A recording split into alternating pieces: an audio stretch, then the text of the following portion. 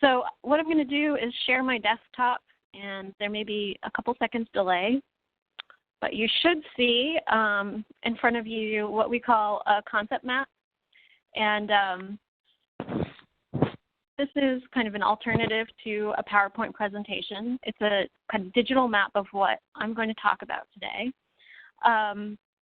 And what I want you to know is a couple things. One, we'll send you a link to this map after the webinar is over so that you'll have access to all these resources after the fact. And also, each of these concepts, which are kind of the shapes in the map, many of these shapes have resources attached to them. So just as an example, you click the little book icon, and you'll see that that concept has a handout attached to it called Applying to Graduate School, the Differences Between the Grad and Undergrad Experience. So there are lots of resources throughout this map, and I encourage you to kind of explore them in detail after the webinar is over.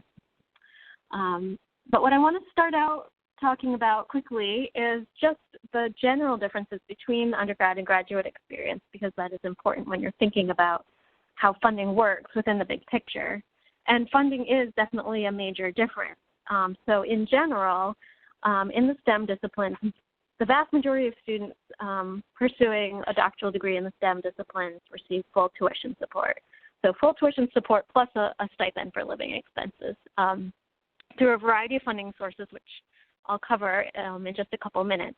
But generally speaking, you definitely should not be incurring debt to complete your doctoral degree in STEM.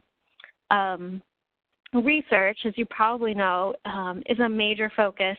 It's the focus when you're a graduate student, rather than as an undergraduate, you were focused on coursework and exams. You will be focused on your own thesis at the master's level or dissertation at the doctoral level. The faculty advisor plays a really important role in your graduate program. You are expected to identify a faculty advisor, and part of the whole graduate application process is identifying a couple faculty members in the departments that you're applying to whose research interests you and with whom you think you would like to work. And then the faculty member can actually kind of be your sponsor or advocate during the application process if you identify them ahead of time. But of course, you can switch advisors once you actually enroll in the graduate program. Still, it's not advisable to apply to a program blind without knowing really that there's anyone in that department that you think you could work with fairly intensively for a fairly long period of time. So that's a big component of this whole process. Class size is going to be different even if you're attending graduate school at a large institution in general. Your graduate level courses are, kind of small, seminar-sized courses. And then independence is a big difference. So as a graduate student, much of your time is going to be unstructured. It's going to be really up to you to make internal deadlines and complete necessary tasks and find funding. So you are your own best advocate in graduate school. And it is expected that you will actively seek out help and advice as needed. So moving along to getting paid to go to graduate school. So there are several types of funding. Fixed funding is a common type. And so fixed meaning that that funding is kind of site-specific. It's tied to a specific college or university that you're attending. A good example of this, and something that you've probably heard of, are research assistantships, so RAs, and teaching assistantships. So in a TA or teaching assistantship, you would be required to assist a professor in teaching an undergraduate level course. So you might be teaching lab sections, or you might be holding office hours. You might be helping to answer questions, helping to grade exams, that sort of thing. In a research assistantship position, or RA, you're helping a faculty member on their funded research project. So collecting data, running experiments, analyzing data, and even participating in publishing findings. So both of these positions are positions that are offered by the college or university that you're attending, and they pay, usually the pay covers your tuition, and it provides a small living allowance. The workload is generally supposed to be around 20 hours a week. So that's a form of fixed funding. Another form of fixed funding would be a departmental fellowship. A good example of a departmental fellowship, which you have here in this little bubble, is the NSF IGRT program. IGRT stands for Integrative Graduate Education and Research Traineeship, and actually it's kind of been envisioned or redesigned by NSF, and it has a new acronym called NRT, which is National Science Foundation Research Trainee Program. But whichever acronym you find, IGRT or NRT, they're similar. They're doctoral degree programs. They're interdisciplinary, and they provide about a $30,000 a year stipend, and they cover your tuition. And there are a couple hundred of these programs around the country. They all have different disciplinary topics. These pictures are just one example from an IGRT program at UC Davis, which happens to focus on like invasive species and environmental sciences, but it brings together not just environmental sciences, but history, communications, just to give you an example of that interdisciplinary nature of this program. But these are programs that are specific to a single college or university that's hosting one of these IGRT programs, and as such, it's an example of this fixed funding, so it's tied to a college or a university. There may also be other forms of departmental fellowships that you'll find out about as you're applying to graduate school. So different departments may offer special fellowships for students studying certain topics, for example, or they may have a departmental fellowship for women or for underrepresented minorities. So those types of departmental fellowships you may actually find out about kind of during the graduate application process, and we'll talk about that just a little bit more in a few minutes.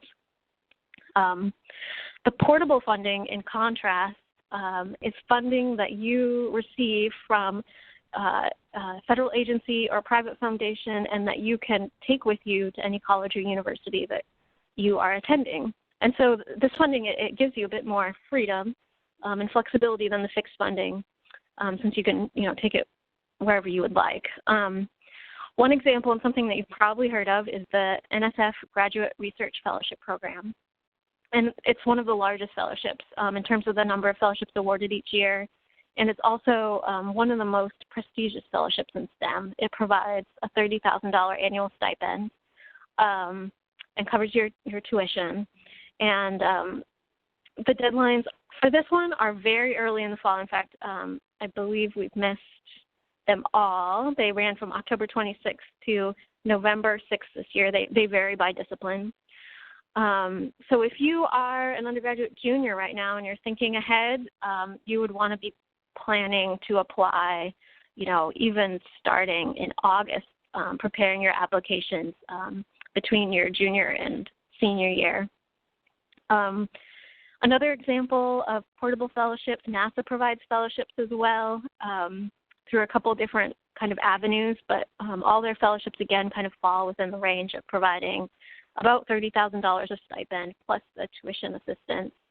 One of the unique things about NASA is that they generally have a required summer internship where you would go to a NASA center and work alongside a NASA scientist on research that is still kind of complementary or builds upon your research that you're doing for your master's thesis or your doctoral dissertation, but that it allows you to make use of the NASA facilities and the brain power at NASA. There are a couple places you can look for NASA fellowships. One is their OSSI website, intern.nasa.gov. Their Space Technology Research Fellowships is another one to look at, had a November 5th deadline. There's also a NASA Earth and Space Fellowship program. It's not listed here on the screen, but NASA Earth and Space Fellowship with a February 1st deadline. And many of the other federal agencies also have fellowships, as well as many of the private foundations. And I'll do a little demo of how to search for programs on our website, pathwaystoscience.org, so that you can kind of get a start at where to search for them all. These are just a couple of examples, but the types, sort of level of support and the early deadlines are typical of many of the fellowships. I also want to mention that as you're investigating graduate school, you should definitely keep in mind, keep professional development support in mind, as well as the financial support, because that can be very important in terms of your success in your graduate program. So I just mentioned this because you're going to be examining different graduate programs. Take a look at what they offer in terms of professional development support as well as their funding support. They may have programs either at the departmental level or at the campus level. And just an example of a campus level type program is the AGEP program. That acronym stands for Alliances for Graduate Education in the Professoriate. This is a program that consists of kind of networks of institutions across the country. That's kind of what the map represents here.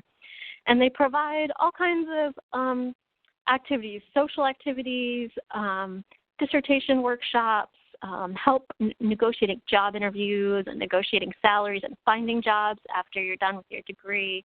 They may provide kind of modest levels of support for you to travel to conferences to present your work or to travel to conferences to start networking among other researchers and your peers. So that is very valuable type support. Another just example program is this program called MS-PhDs, which is one that we actually host here at IBP. And it's just another example of a program. This one in particular allows you to travel to a couple different conferences and do some professional development activities while you're there over the course of about 2 years. There are other programs out there like that. Okay, so moving along to sort of how do you apply? And really start by getting organized and kind of coming up with a game plan and a calendar. And this is where you may want to kind of stop and think and remember that each type of fellowship can bring its own benefits. And most students will end up funding their full graduate program with a mixed source of funding, and that's often really beneficial. So just as an example, if you think you want to go on to a teaching position, you should definitely try to get in a couple semesters of the teaching assistantship, TA position, so that you can practice your teaching skills before you're actually a professor. On the other hand, you know, an RA position, a research assistantship, can be very valuable because you're working on a faculty member's funded project, and as such, they're really invested in you. And then, of course, on the other hand, that portable funding can be really useful. It carries a lot of prestige. It carries a lot of flexibility for the times when you really need to focus without the commitment, you know, the extra time commitment of being a TA or an RA. So you kind of have to try to keep the big picture in mind and remember that you're going to need to fund yourself for, you know, maybe up to 5 years for a doctoral program. So as you're searching for your funding options, definitely keep an eye out for funding that has special characteristics. For example, funding that will support you towards the end of your doctoral program. Sometimes that's a little bit harder to come by. Look for funding that you can combine with other sources. Sometimes private funding doesn't have the restrictions that federal funding has, and you can combine two smaller awards into one package that will support you through a semester or a year. And then sometimes some funding is deferrable, meaning you can accept the award now, and then but you can wait a year to draw on the funds. Sometimes juggling different funding sources, and that can actually be quite useful. In terms of creating a timeline, let's see. This little bubble here, Get Organized, Create a Timeline, has this CIC graduate application timeline. This is not created by us, but it was created by the Committee for Institutional Cooperation. You should see this come up on your screen. It's a really nice organized calendar that goes through all the process of actually applying for graduate school. I would suggest you take a good look at this and then kind of amend this timeline to add in your deadlines and kind of to-do tasks associated with applying for the portable fellowships. If you did that, you would have a really nice kind of timeline to follow for the full process. So take a look at this resource; it's pretty good. But as you're starting off, probably one of the first things you're going to be doing is searching for both graduate programs and funding fellowships. And so I want to just give you a quick tour of our website, which is pathwaystoscience.org, because it's just a pretty good resource for finding programs. So you should see it up on your screen, and I'm just going to click on the search over 1,500 programs. We have a basic search here that you can use by level of study, by discipline, by geography. But you're probably going to want to use the advanced search as well. So I'm going to bring that one up. And I'll just do, one demo search for you. So I'll do, graduate student PhD. I'll look for portable funding. So that's the funding you can take with you to any college or university. And I know sometimes there are some students who are non-U.S. citizens who are looking for alternatives to the federal agency fellowships. So we'll do that, and we'll do search. And you'll see we came up with 9 different results. So these are the non-federal agency type fellowship opportunities. You can see American Association for University Women, Ford Foundation, Google. And when you click on each of these, you can get some more information. So this can be a handy resource. Try a bunch of different searches, different search criteria. A couple other things I want to point out while we're on our website. On the left-hand side, you see this resource library. There's some good tips here in our toolbox on applying you might want to take a look at. So we have a little handout on enhancing your fellowship application. If you're applying to graduate school now, we have some tips on applying. We have that timeline that I just showed you. A handout on the difference between the grad and undergrad experience. Some questions you might want to ask graduate programs as you're applying to them, and just researching them. So these are some good resources. pathwaystoscience.org. So now I'll jump back to my presentation here. So you've created your timeline, and you've searched for programs. And I just want to kind of give you like a basic kind of rundown of what the application process might be for the different types of funding. In terms of portable funding, as we've already talked about, the deadlines are very, very early. So you're really wanting to apply basically a full year before you need to use the funds. You're applying August, September, preparing in August, September, and applying in October, November of your senior year if you're going straight from the undergraduate degree to the graduate degree.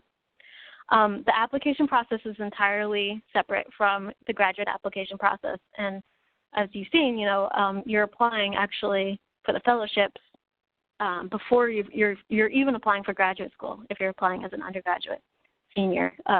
Most graduate programs use a January 1 deadline as opposed to the early fall for the portable fellowships. There are, variable eligibility requirements. You definitely want to check those out in detail. Definitely read the fine print because every different organization that's providing funding will have different requirements. Let's see. And in terms of the components of the application, they will, again, all vary between the different fellowship programs, but in general, you will be asked to provide a couple of letters of recommendation, which you'll want to have from faculty members. You'll also be asked to provide a personal statement, which is kind of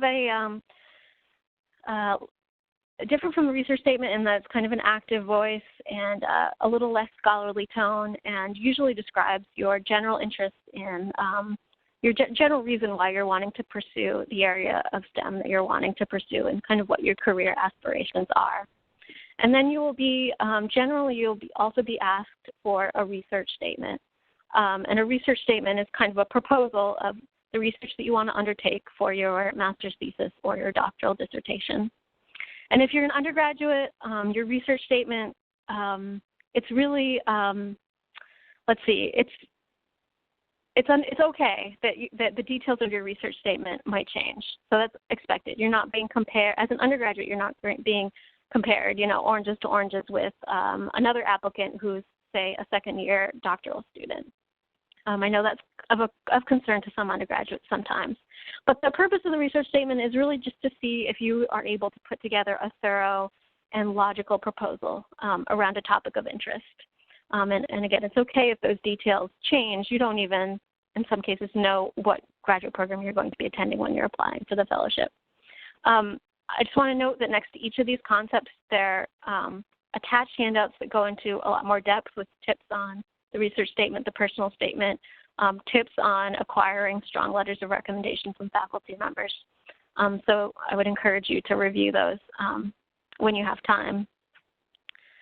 For the fixed funding process, the application for fixed funding generally occurs kind of as part of the regular graduate application process. So because of that, the deadline is usually a bit later. Most graduate programs are using January 1 as their standard application deadline. As you're exploring graduate programs, you should definitely ask ahead and ask about what types of funding they provide students that they accept into their program, and if you need to do anything in particular to make yourself eligible for that funding. A lot of graduate departments, simply by applying to that graduate program, you're just kind of automatically placed in the pool of applicants for TA or RI positions, but it's still good to ask that question. In some cases, you may kind of choose to add an optional essay or personal statement to your application in order to be considered for a special departmental fellowship that that department has. And it just in general kind of helps to know what types of fellowships are available in that department. Sometimes there are fellowships available for, say, underrepresented minorities or women, and if so, you would certainly want to be sure to declare your gender or your race or ethnicity in your general application process package if you want to be, considered for those fellowships. And then, the professional development programs that I mentioned, so those application processes and deadlines are just all over the place, and you would really just need to figure out from each program's website and each program manager what the different components are, because they will really be across the board. But that's kind of the quick and dirty overview of the process. And so at this point, I'm going to introduce the first of our two guest speakers, Dr. Lauren Aguilar, who is the Assistant Director of Enhancing Diversity in Graduate Education at Stanford. And Lauren, I'm going to bring up your presentation here. All right, wonderful. Thank you, Liv. Hello, everyone. Thank you so much for joining us today. I'm really excited to speak to you about my experience moving along the academic path, and I've had pretty good luck funding. I've worked really hard to get that good luck. For those of you who are wondering about the sort of position I have, I'll just give you a quick view. I was a social psychologist, and I'll take you through my path. But most recently, I did a postdoc at Stanford University, which turned into a position working in graduate diversity and programming. Another time, I'm happy to tell you all about non-traditional paths in academia where you can still do research, but that's another time. So let's move forward to the next slide to start talking to you about what I would like to go over today. So this is a roadmap. First, I'm going to take you through my funding path from undergraduate all the way to postdoc that is focused on the graduate time. And then I'd like to talk to you about some of the wise decisions I made at the time. I didn't necessarily know they were wise, but things that I know helped me along. And then I'll finish up with what I wish I had known then. In retrospect, there were a lot of things I could have done differently, and I hope that advice will help you. So now I can move to the next slide, to my funding path. So I know this is a lot, so I'm going to take you through it just sort of one box at a time. So let's go back in time when I was this first box at the top here. I got my BA at the University of California, Santa Barbara. I was a major in psychology and a minor in English. And I was a first-generation college student. I remember times where just even picking a class or figuring out a major, it all felt very foreign to me. And in a really big school like UC Santa Barbara, we didn't have academic advisors. At times I kind of didn't know how to manage the whole thing. And I feel like I lucked into some really great networks of people. I started doing an RA-ship in a lab my sophomore year and stayed with that. And through that experience, I realized that it would be great to do a senior honors thesis to get more research experience. And that led me to my first funding here. So that's that first bullet, the College of Arts and Science Creative Research Award. So this was a tiny award of just a couple $1,000s, and it was internal at UC Santa Barbara. But it was my first experience writing a proposal, like coming up with a cohesive research statement and getting a personal statement and getting funding, finding that the university believed in the research that I was doing. So that was really exciting. And for those of you that are undergraduates, I suggest you check out what types of small internal pots of funding there are at your university. And the reason I put this on here is because I started early doing research. And I'm going to just plant that seed, and when we come back to sort of wise decisions, I'm going to come back to that. So now let's move on to the PhD. So I got my PhD at Columbia University in social psychology.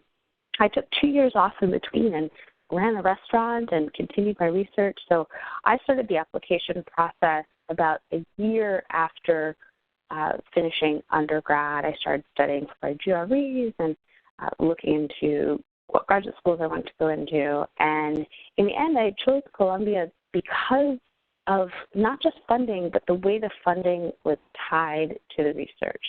So the first fellowship I had here was the Columbia University Psychology Department Fellowship. So Liv talked about these internal sort of fixed funds.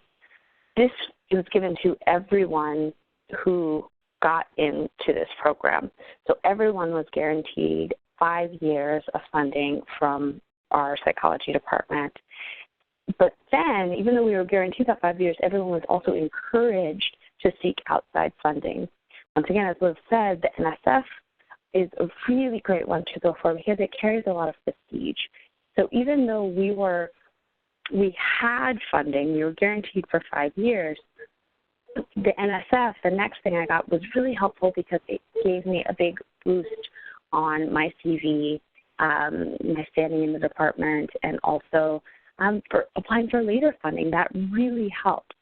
And I know a lot of people who applied to that early and before they went to graduate school, and then when they did that, and if they got it, they were like this free agent.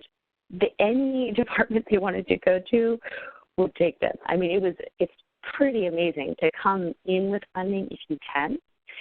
So just a little plug for trying that. And you really do need to start early. I'd say like a year ahead of time because you really want to have a lot of other people look at your proposal and make sure it's cohesive. And if you can get faculty support at a program that you really want to go to, that is incredibly helpful. Even though it's portable, it looks better if you have sort of a team around you who will support you. So when I did the NSF, I think it was like day one, my first meeting with my advisor, and she said, okay, well, let's go for funding NSF. The fellowship deadline, I think, was at that time like a month or two into the program. And I remember this felt pretty overwhelming because it was so soon. I had no idea what kind of research I was going to do, but it turned out to be a really good experience. It forced me to go have meetings with different faculty, figure out who my collaborators were, and really nail down my first research project. And this doesn't need to be your dissertation. It doesn't need to be the biggest contribution you're going to make in science. It's just, what is your first project?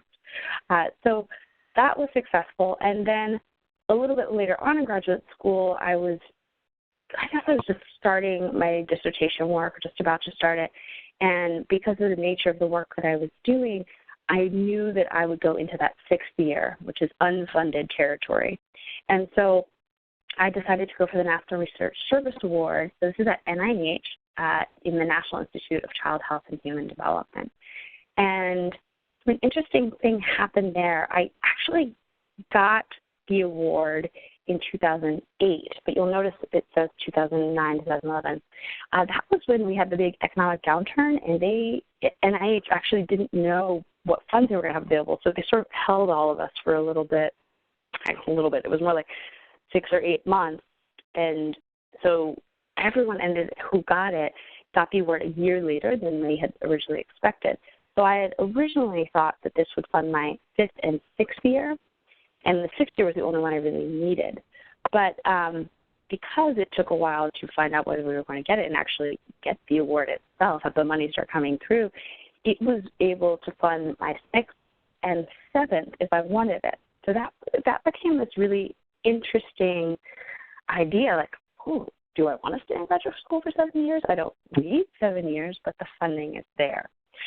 So I'm also going to plant that seed, and I'm going to come back to that when I talk about planning your whole trajectory. And then the last funding that I got in graduate school was this private research funding from faculty at Columbia University and the University of Munster. This is kind of a dramatic story.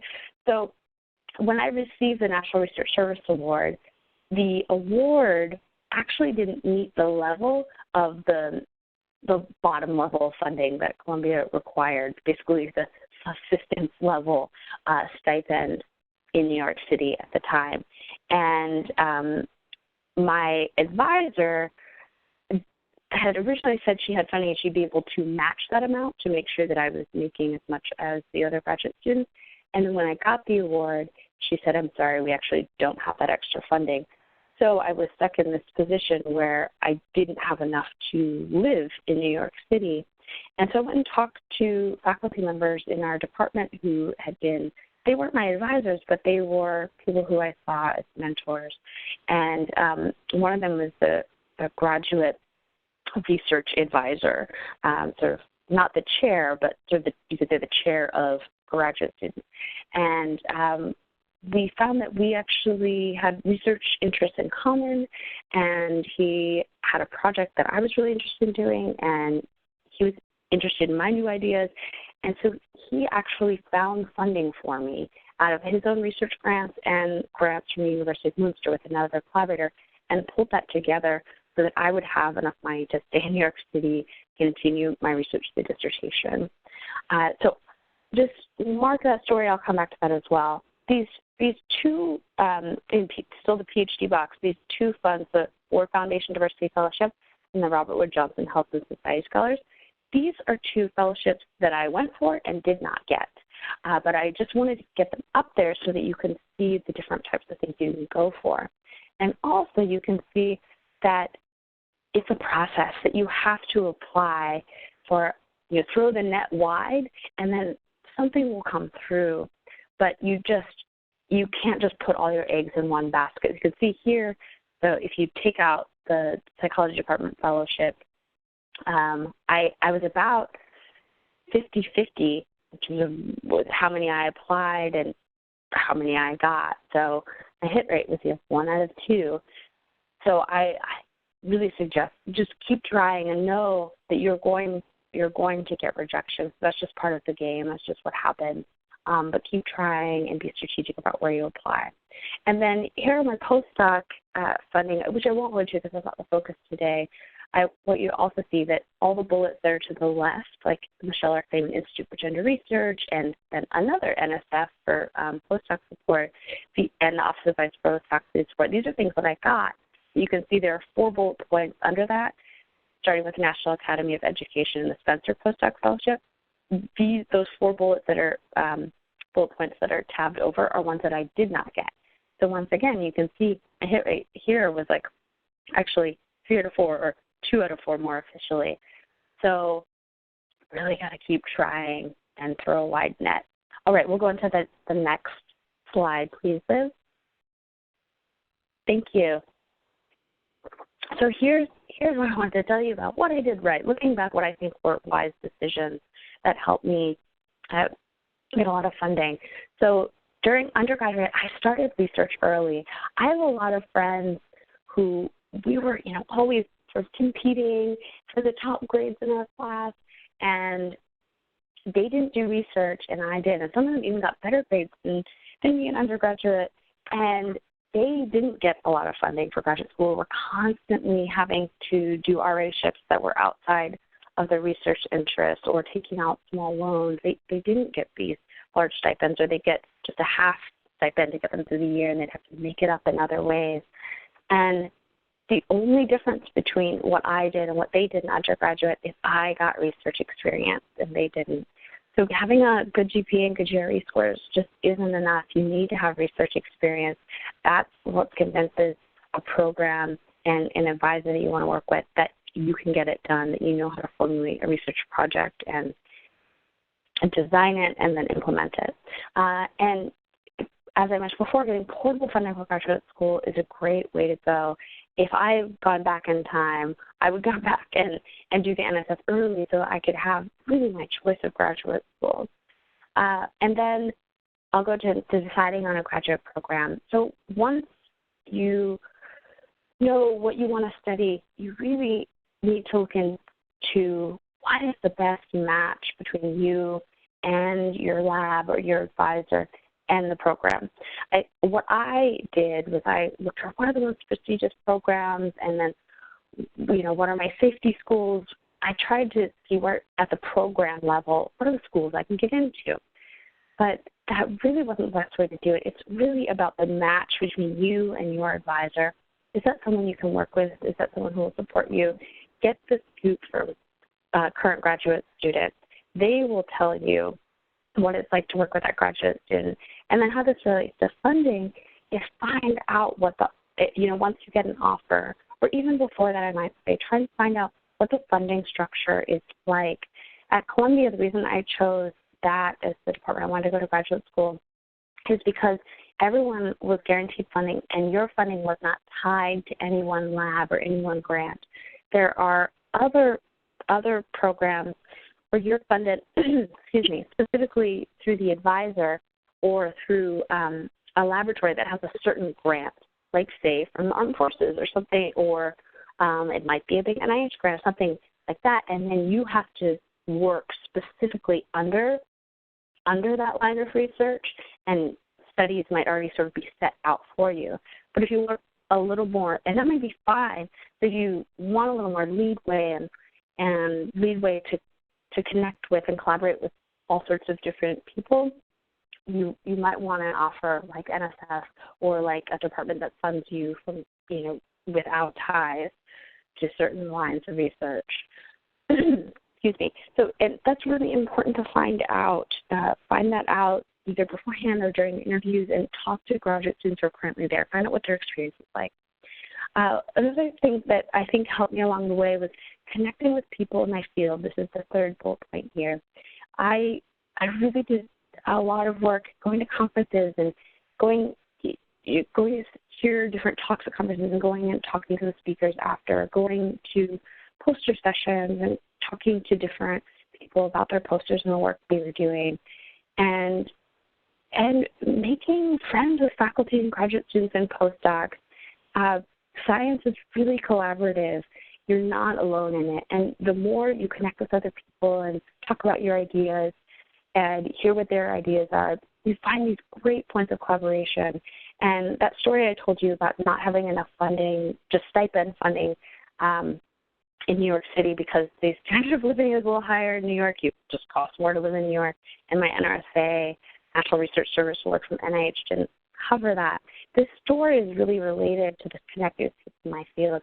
It was because I had made strong relational connections as well as scientific collaborative connections that people made it work. They came through for me because they believed in me as a scientist and as a collaborator. And it doesn't mean you have to go out and network. This means you go and you ask a question about someone's research and ask for a meeting over coffee and talk about your interests and they'll talk about theirs. And then the last thing I want to say is talk to program officers. This is something it took me quite a while to learn. When you're applying to things, it seems very official. You're on a website where you're out there in the world and you submit your essays. But really, there are wonderful people who will support you, who are there, and they want to talk to you. They are the people who can help you with anything you need. I've had some horror stories where I accidentally clicked the wrong button, or actually made institute one time, clicked the wrong button, and I had an NSF that was denied because this one particular button was clicked. And because I had talked to my program officer early, I was able to call her up and talk about what had happened, and they helped me fix the problem. And many, like NIH specifically, and many other, and NSF too, you need to know where exactly to submit, and it isn't always clear at the onset which specific line of funding you should go for. Like I got funded to the National Center of Child Health and Human Development. My work is not totally in that field, but they helped me figure out that was actually the best place for my work to be funded. So just call up early and prepare a small abstract with the work that you want to do, and you can send that to the program officer before your conversation. That will really help them figure out how to help you. And we'll go to the last slide now. And so, Lauren, if we could kind of wrap up in just a minute or two, that would be great. Sure. And what I would just say very quickly is what I wish I'd known then were departmental policies on funding. For instance, at Columbia University, it was the 5-year fellowship was guaranteed, but what I didn't know is that if I got outside funding, that didn't mean that the 5 years would roll over. So it ended in 5 years, even though I brought in 2 other fellowships. So just find out about that early. I think it's also good to find out about your advisor's expectations of grad support, like how often are you going to be expected to go out and get outside fellowships or grants or write on your faculty grants. You have to be strategic about your time, especially when you're in the dissertation phase. It can be really difficult to both be writing your dissertation and going out for a ton of funding.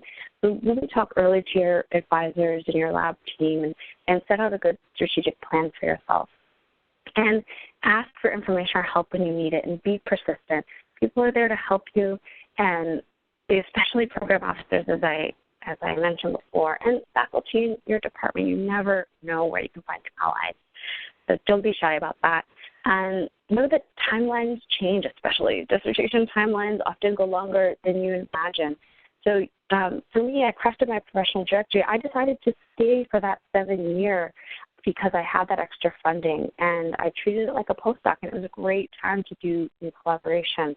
So you never know how things are going to change, but funding can really help you live the life you want in graduate school, do the research that you want, and make sure that you aren't racking up a lot of debt while you're doing it. Thank you so much. I'm happy to answer any questions as we move forward. Thank you so much, Lauren.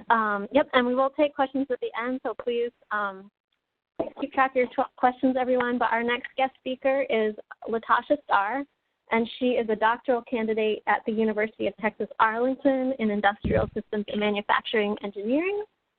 Okay. Hi, Liz. Hello, everyone. Thanks for joining today.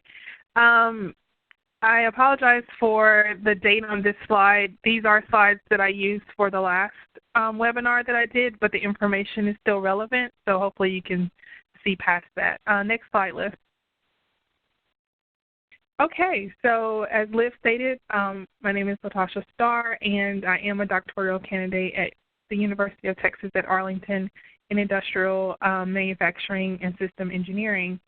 My path to getting here is one that I think you might find interesting, and I wanted to break it down at each level, including the undergraduate level, also the master's degree, and what I'm doing now in terms of finding, securing, and maintaining funding, and the different components and ingredients that are required in order to achieve that goal. Like Lauren, our previous speaker, I have secured funding throughout my educational journey, been funded by scholarships and fellowships, and haven't had to pay any money out of pocket to date. So I'm very thankful for that. But more importantly, I want to share my experience with you guys, and again, what I think are the key ingredients in order to make that happen. So my discussion topics for today will include the hard work factor, and this is where I'll get into the undergraduate experience. I'll talk about some of the STEM research and interdisciplinary collaborations that I sought out in order to accomplish some of my research goals, even as an undergraduate. I'll also get into the power of networking, so attending conferences, being a part of different organizations throughout STEM, throughout engineering, and education and outreach, how all of those things came together to really give me the platform in networking that I needed in order to be successful. And also how to be resilient, because there may be fellowships and scholarships that you won't get accepted for, that you apply to, but you keep applying. You keep seeking out these opportunities and maybe change your angle or perspective a little bit, and it may open up a whole new door of opportunities. And lastly, I'll conclude with the commitment to continuous learning, which is what brought me back to school in the first place. I've spent almost 9 years in industry. I am currently a Lockheed Martin employee as well. And so I took some time between master's and PhD, again about 8 or 9 years in between, and now I'm back for my doctoral degree, and again, still fully funded. So it's okay to step away for a moment, and I'll even talk about how industry can possibly enhance your chances of getting more fellowships and funding opportunities. So we'll go to the next slide, Liv. Okay, so hard work. Oh, man. This is kind of my favorite topic because every once in a while you need to hear someone say that hard work really pays off, and not just say it, but actually show you examples of how that happens, because we hear that all the time. But in between getting there and being where you want to be, it can become discouraging. So what are some of the things that I use to keep me motivated and keep me going? My undergraduate degree in engineering and biology was quite odd at the time. Not a lot of women were going into engineering, period, much less engineering and science. But I had a love for both. So at Tennessee State University, I enrolled in both degrees, and I also took on research projects that kind of fed that interdisciplinary hunger that I had. And again, interdisciplinary is a word that we kind of use cliche now and quite often, but at that time it wasn't as common. Either you were an engineer or you were a biologist, and there was really no mixing in between. But thankfully I stepped outside of my comfort zone, and I did explore both academia pursuits, and it actually paid off quite well, because not only was I able to do research as part of the TL-SAMP, which is, many of you have heard of the Lewis Stokes minority program, but this was one specifically for Tennessee. And actually that one component of my research came back and benefited me, 15 years later. Now that I'm pursuing my doctoral degree, the LSAMP fellowship that I received, Lewis Stokes Alliance for Minority Participation, that fellowship required that you did research at a LSAMP undergrad institution. So there's no way I could have known that, 15 years ago. But because I did research in a LSAMP program as an undergraduate, I now qualify for a doctoral fellowship along those same lines. So again, any opportunity that comes up, you got to take it. I also participate in the MARC program, Minority Access to Research Careers. It's mainly for the sciences, like biology and chemistry. But again, because I had that dual major, I was able to apply for that program and receive 2 years of funding for that as well. Not to mention the fact that I'm a presidential scholar at Tennessee State. So all 5 years of undergrad were covered. The last 2 years were covered with stipends as an undergrad to be an RA, which is quite unheard of. And so then I went on and took the STEM research to the next level by going to conferences, and I also had 2 publications as an undergraduate before even going to graduate school. Next slide. So then that set me up nicely for internships, because I had already proven at the undergraduate level in the lab that I could use my hands and produce great work, and not only produce the work as an engineer, but write about it in my publication. So I got to intern at NASA Ames, NASA JPL. Again, the networking, being a part of different organizations, as you see there, that put me in touch with people who knew other people who were looking for education and outreach opportunities, whether there were speaking engagements or articles they could write online or podcasts that they could do. And all of those things came into fruition, where if you look at NASA's website, which I have a snapshot there, they actually wrote an article about me to inspire others to pursue these type of degree paths. So the more networking you do, the more hard work you do, the more notice that you'll get and accolades that you'll get, some that you don't even ask for. Of course, I can't contact NASA. I don't know their phone number, but because I had interned with them and done different projects under that umbrella, they were then seeking me out to write stories about me. And again, you do your hard work, you network, and good things will come from there, which sets you up in a good position for fellowship application. Next slide. So again, everything you apply for you won't get, but you still find ways to reinvent yourself. And that's what this slide is all about. So after graduating from an HBCU, I then went to a non-HBCU, the University of Washington in Seattle, to get a different perspective on research and to get a different perspective in terms of how research is done with top-tier Research One schools. So I did that and was able to secure funding through the Graduate Opportunities for Minority and Participation Fellowship. Also, for my third year, because I did engineering and astrobiology as well, I just couldn't leave the sciences and engineering alone. So I did both again, and the last year funding was through the ARCS program. So I had all of that funded, and again, I stayed true to STEM research in addition to my courses, and I had opportunities to go to the Mars Desert Research Program, which you see a snapshot there. Again, designing rovers for future use on Mars, but also understanding how these samples are collected from a biological and science perspective and how they're analyzed in a lab to look for life such as biosignatures, proteins, and DNA. But again, it all has to come full circle through mentoring and being a mentee as well to understand how the broader impact can really set you up nicely for fellowship application. Next slide. So this last slide I have here just talks about where I am now. So again, I'm at UTA, and I am an LSAMP fellow, which is a 2-year fellowship with a stipend of $30K per year.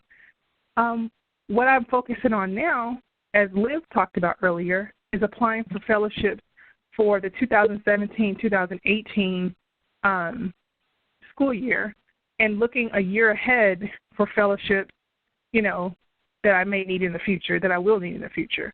So even though I have 2 years of funding, I'm not just kind of sitting back saying, oh, yeah, I'm taken care of. No, I'm actively pursuing fellowships now with the possibility of deferment. So even if I just apply for NSF, so if I get that one, even though I have LSAMP to still cover me next year, maybe NSF will let me defer or Ford will let me defer.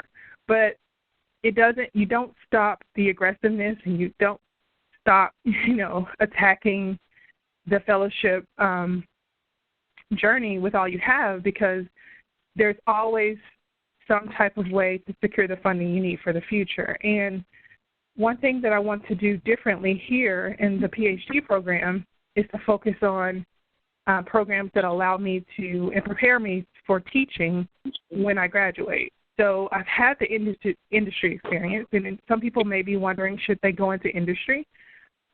That's up to you, and we can talk offline about that. But I've come back to academia with the hopes of becoming a professor and then a dean. So I'm also participating, which I didn't add to the slide because I kind of ran out of room, but I'm participating in a program called CERTL. You may have heard of it. It's the Center for Integration of Research, Teaching, and Learning. So now I'm bringing back all the experiences of interdisciplinary collaboration, industry experience, and I'm now bringing that to the classroom and saying, hey, can we enhance these learning environments with the use of industry examples and scenarios? So find ways to continue to reinvent yourself. The CERTL experience that I have actually worked very well with my fellowship application because, again, fellowships are looking for broader impacts. And if they invest in you, how will you then invest in others? So those are just a few tips that I have, and I wanted to finish before the 3 o'clock time frame to keep you true to your word about, only keeping this an hour. But, again, any questions you have, feel free to direct them to me. I think Liv has my contact information. But that's just kind of an overview of start to finish, how I've been able to secure funding and complete my graduate degrees debt-free. Great. Thank you, Latasha. And so I guess I'll ask Latasha, Lauren, and Carla, are you available to stay for an extra 5 minutes or so to do a few questions? Sure. Yeah, that'll be great. Okay. Absolutely. So if you guys haven't found it so far, I want to invite you at this point to ask questions. So there should be a little green notice at the top of your screen that says Viewing Liv Dietrich's Desktop. And if you hover over that, there's what looks like a cartoon speech bubble and it says Chat. If you click on that, it'll open up a little window. that opens up a chat, and you can put your questions in there. If you want to direct them to the host, that makes sure that I see them. And I've actually already have a few in there, so I will just start asking them as you find your way there. So the first question is it better to ask for a letter of recommendation from someone in my desired field or someone that I've gotten to know well but is outside of the subject area that I want to study? That's a good question. I'll just say briefly from my opinion, I think it's much better to have a rich letter that really reflects more experience with you. I think, if this is a research letter, any letter that talks about research you can do, even if it's in another field, I think is really helpful. Tasha, do you want to add to that? Or Sure. I'll totally jump in. I agree. I think you should try to have a diverse display of references. For instance, I just submitted 3 references to NSF, and what I like about NSF is they allow you to rank your references. So for me, I had the director of NASA to write a recommendation, but also I had my professor from a class that was applicable to coursework needed for my research to also write. So I had different levels. So even though the NASA director couldn't necessarily speak to my experience in the classroom, he spoke to my overall potential to achieve what I say I'm going to achieve. So it was a different perspective, but still relevant. Cool. The next question I have is fairly specific, so if we need to follow up afterwards, just let me know and I'll pass on the contact info. But the question is, can archaeology be funded under STEM grants if the project proposal is based on hard science methods?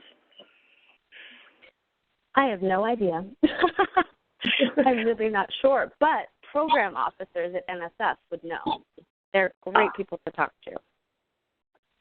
Sounds like no, that's fine. It's a good person to put them in touch with. Next question is, are all portable fundings accepted at all graduate schools? So if you get portable funding, is it accepted anywhere, or how does that work? Liz, would you want to take that one? I mean, I could try, but I'm not sure that I'm the go-to person. I think generally, yes. I guess I'm having trouble thinking of a situation in which it wouldn't be accepted unless, usually if you're applying to, say, federal agency funding in the United States, the stipulation will be a U.S. accredited college or university. So, an international institution, that could be problematic in some instances. Mm-hmm. All right. Next one is, as someone who's already begun a doctorate program yet still in their first year, what would be the best use of my time in searching for funding? In other words, where should I focus specifically? So in other words, they're already in a program, so where should they start if they're already in a program? Well, the advice that I would give would be, well, first of all, usually in your first year, even in the doctoral program, you're still taking coursework. So there are fellowships that will say, hey, we have different sections. So if you're a senior who's applying for funding for graduate school but still an undergrad, then we'll put you in this category. If you are a first-year graduate student, then you would be in this category. So I would look for fellowships like that, maybe, that kind of group and categorize you, and that way you're compared with others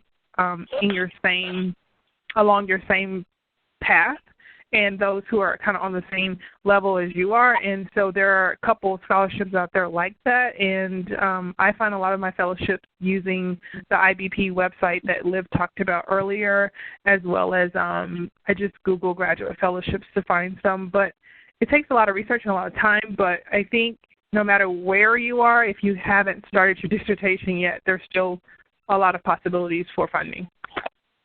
And the only thing I would add to that is talk to people in your department, in your networks. Talk to graduate students who are in their 4th and 5th year.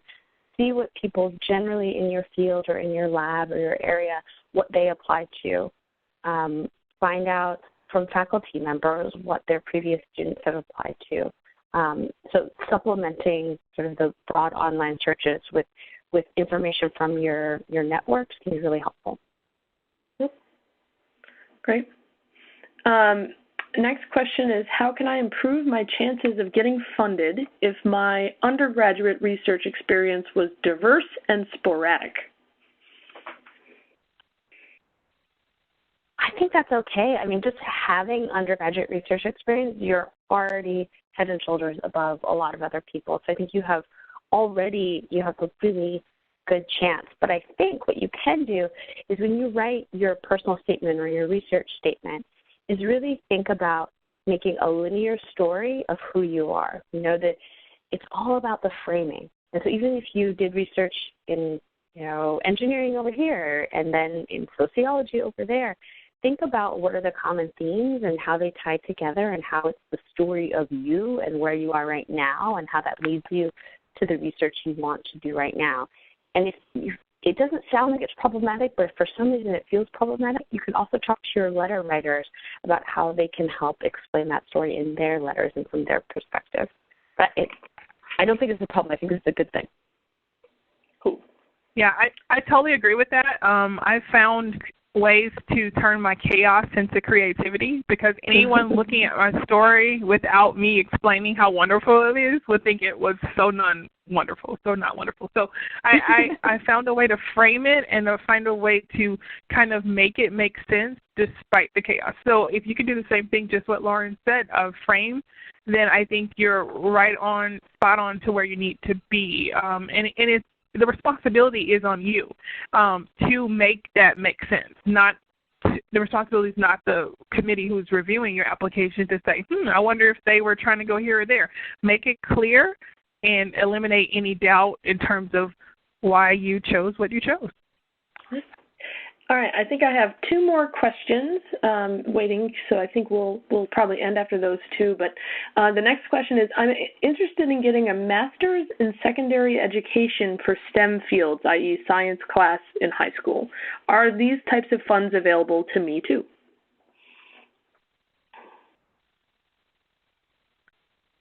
I keep going back to NSF because I just applied for that one, but as Liv said earlier, unfortunately that window is kind of gone, and you would have to do research on similar fellowships, but they had a wide range of STEM type of fellowship categories. So, and then one of the categories I know for sure was STEM education and how you plan on doing that. So, again, fellowship money is out there. It's not just about the engineering and science behind STEM, but it's okay. So anyway, I'm just encouraging you to maybe search for fellowships, and maybe you should start with engineering and science or STEM fellowships, and then look carefully at the criteria, because some will allow educational type research agendas to be a part of that fellowship.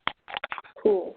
All right, and I have our final question, which is, English is not my first language. Do many of the funding applications require an essay or lots of writing? And if so, where can I get help on that? That's such a good question. I know lots of graduate students who are in the same position. Graduate school is super international, so you're one of many people who are facing the same question.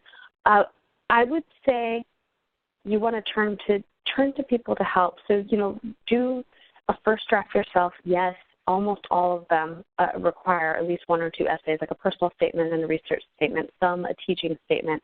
So this is a really, really important part of your essay. But there are resources. I'm sure each of your universities have a writing center or something like that where you can go with your draft and get feedback. And also this is where turning to classmates in your cohort or the faculty member who's writing letters for you. Everyone wants you to succeed, and this definitely isn't a barrier. It's only a place to come together and collaborate with other people. Great answer. Yeah, I have nothing to add. That was great. But actually, that goes for everyone, not just people who are first, English second language speakers. Everyone should be doing this. Everyone should be connecting with networks, getting Actually, this is something we didn't talk about. I'll just say really quickly. You want to go to graduate students or others who have gotten successful funding and ask for their drafts of their materials. That's what I did. I got like 2 or 3 different drafts for every single fellowship I went for. You have to see what are successful examples, and that can help you craft your own statement.